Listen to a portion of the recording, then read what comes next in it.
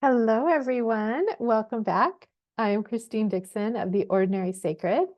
And today, and in the next video, I think I'm going to go back in time and share an old Instagram post with you from about 5 years ago. I went back and found these posts that I made about codependency. I have been talking in the last several videos about people who have kind of these front-facing cluster of parts that are considered narcissistic, right?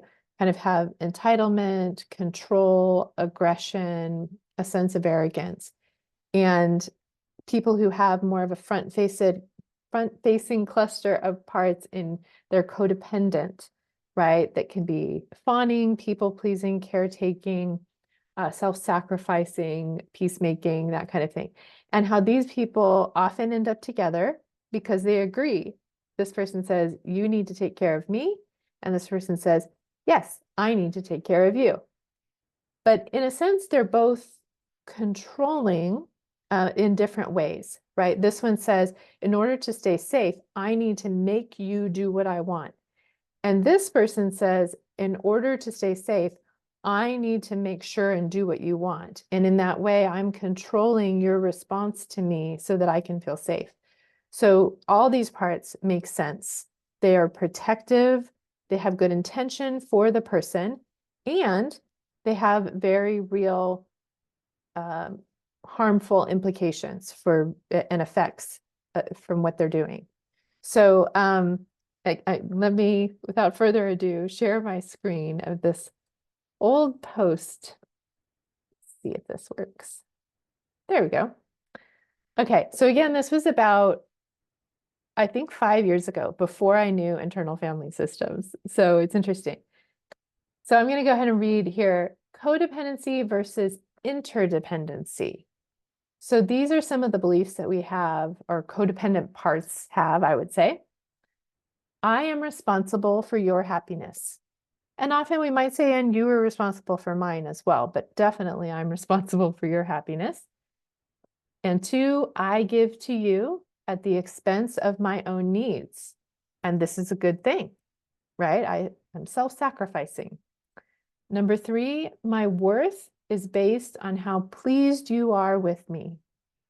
It feels really threatening when you're not pleased with me, because I would say my worth and my safety, right? So it makes sense. I want you to be pleased with me. And I understand now with IFS that this is based usually with very young parts, based in parts that are stuck in the past. Number four, I am a victim of your demands and outbursts. So because I perceive that I have to do whatever you say, I'm a victim, because if you make me do something that's against my values or against my needs, my safety, I have to do it. And so now I'm your victim in essence. Okay.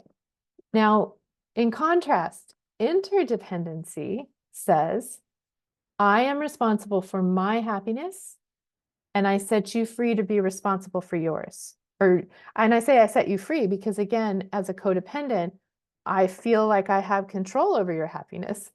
So in essence, I released that and realized, no, actually, I don't have any control over your happiness. You are responsible for your own well-being. And number two, interdependency says, I protect my needs and give to you from overflow, and then you do the same for me. Number three, I know that I have innate worth and you have innate worth. We creatively find ways for both our needs to be met. Again, this is a both and, both you and me, right?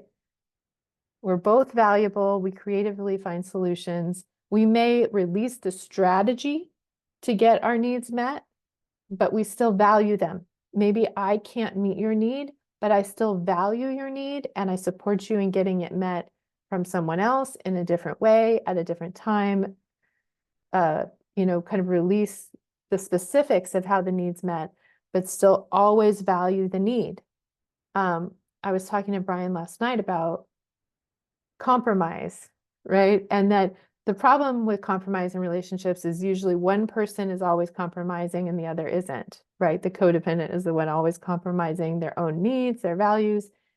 And so in what I'm describing here in number 3 is really nonviolent communication, right? Which is both of our needs. We do not compromise our needs. I have a need for safety. I have a need for belonging. I have a need for purpose, right?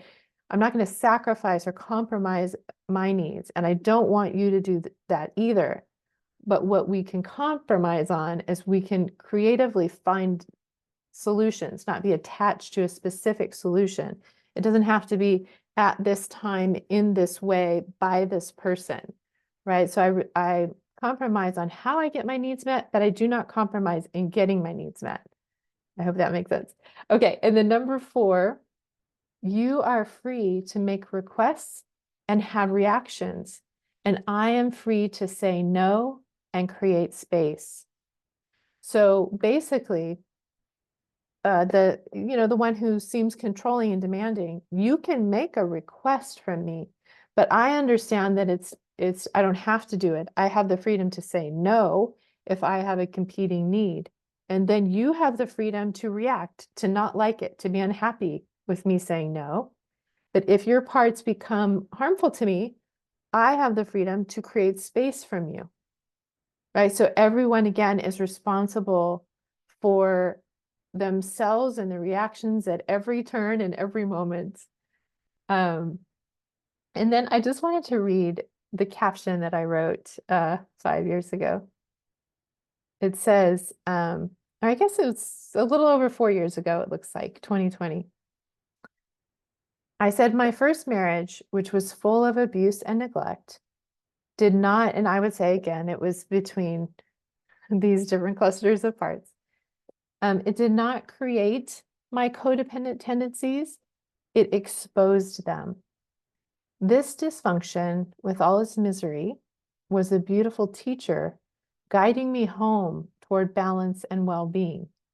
The pain itself told me that there must be a better way, right? Often pain to me is an alert that's saying, don't go there, don't keep doing that, there's a problem.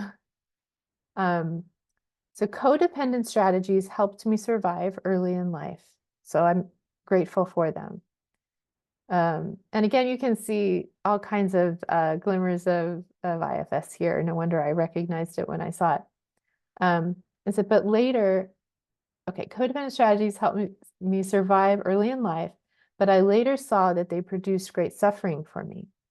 This was my cue to confront my tightly held beliefs, which were the ones on the left side here, these codependency beliefs. And as I came up against the edges of my limits and I tried on boundaries like clothes to see what fit, I learned new ways of being in the world that were more life-giving. I didn't live into the list on the right overnight.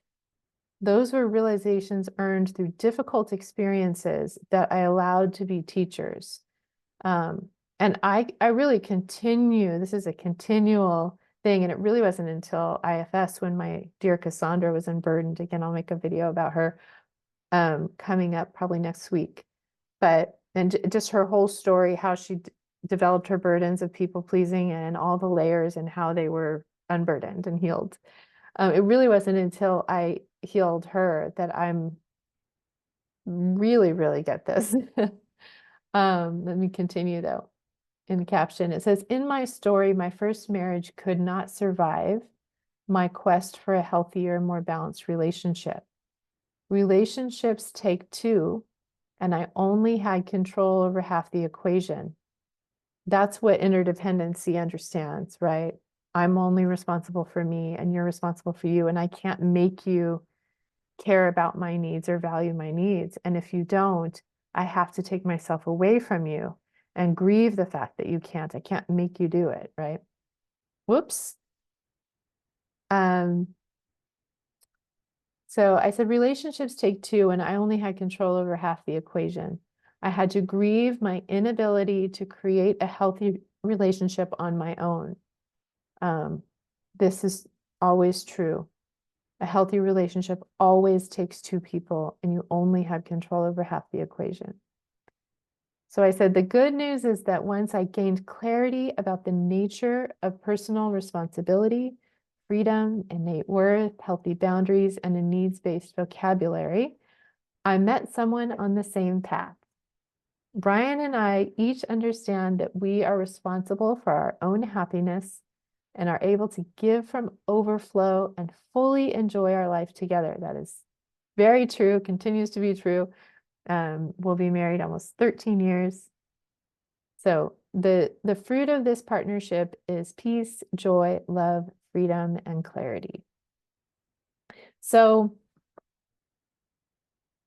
again, it's fascinating. I don't think there's really anything there that I disagree with. Sometimes, I'll look at posts from years ago and I'll think, oh, I don't necessarily agree with that.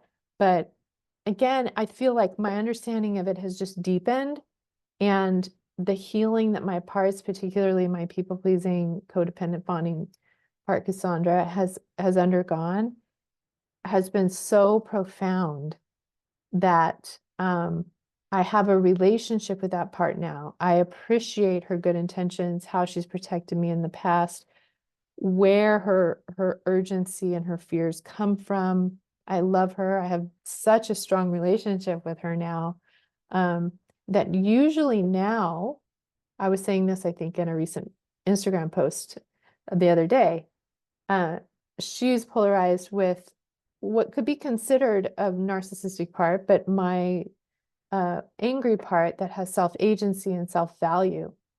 And his name in my system is Sebastian, but he often, now I really pay attention to him. He basically says, no, do not please the person in front of you. And Cassandra says, yes, please the person in front of you. And so they're polarized, right? But they've both been really unburdened to where they allow myself to lead now.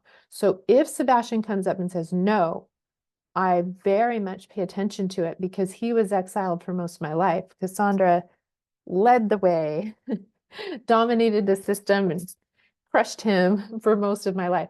So now whenever he comes up and I feel the no, I very much pay attention. Usually that means I will say no, but I consult with Cassandra to say no in a kind way, because Sebastian will just say, heck with you, you're idiot, or I don't know. He's not as nice, right? Cassandra wants to be very nice and kind to other people. So I can say a firm, confident no, but in a kind way. And that's what they both help me do now. So I hope you found that interesting. If you have any questions or comments, please feel free to leave them in the comments below.